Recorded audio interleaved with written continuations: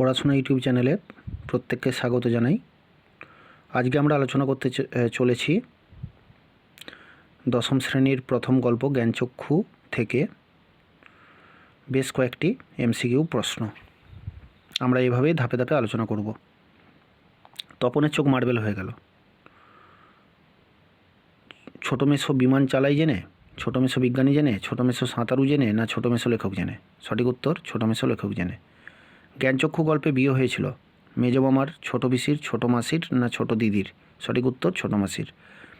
তপনের ছোটো মাসির বিয়ে হয়ে গেল কদিন আগে, কিছুদিন আগে, দিন কয়েক আগে, না কয়েকটি দিন আগে? সঠিক উত্তর কদিন আগে। শূন্যস্থান রয়েছে, বই ছাপা হয়েছে মেসোর, শূন্যস্থানে বসবে 5টি, 6টি, অনেক না বহু? সঠিক উত্তর অনেক।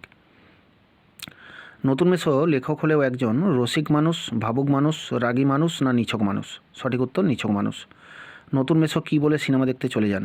এদেশের কিছু হবে না, দূর ভাল লাগছে না, নিয়মিত সিনেমা দেখা উচিত, আরে ব্যাস এত কখনো খাওয়া যায়? সঠিক উত্তর এদেশের কিছু হবে না। নতুন মেসো শ্বশুরবাড়িতে এসেছিলেন কদিন, দুদিন, কয়েকদিন, 5 দিন? সঠিক উত্তর কদিন।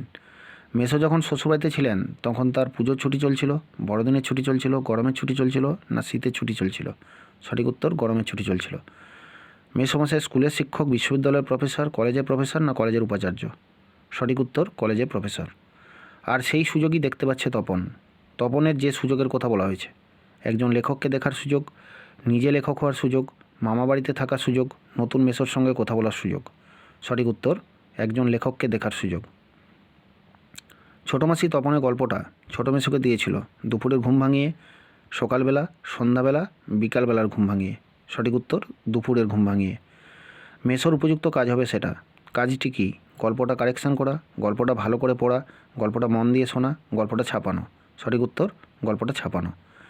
জ্ঞানচক্ষু গল্পে যে পত্রিকার কথা আছে সেটি হলো দেশ পত্রিকা, সন্ধ্যাধারা পত্রিকা, কল্লোল পত্রিকা, না সমাচার দর্পণ পত্রিকা? সঠিক উত্তর সন্ধ্যাধারা পত্রিকা।